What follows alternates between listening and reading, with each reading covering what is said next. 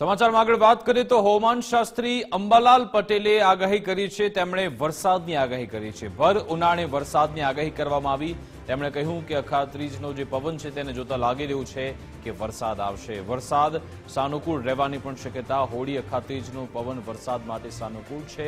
વરસાદ માટેની pre monsoon activity શરૂ થશે તેવું આંકલન અંબાલાલ પટેલે વ્યક્ત કર્યું છે।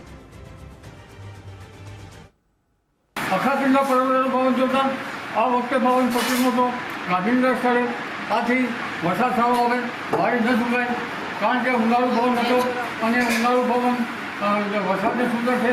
આ ઉપરાંત હવે ધીરે ધીરે ઝાંખરી વાદળ આવશે, લગભગ વૈશાખની અડધો છે અને ઝાંખરી વાદળ આવ્યા પછી આકાશમાં લગભગ ગરભાઈ જશે અને ત્યાર પછી મહિને સવા મહિને ઝાંખરી વાદળ આવ્યા પછી સાથે ચોમાસાનું દર્શન થશે। જી અત્યારે હાલ તો હોળીનો પવન પણ સાનુકૂળ હતો, અખાત્રીજનો પવન પણ સાનુકૂળ છે।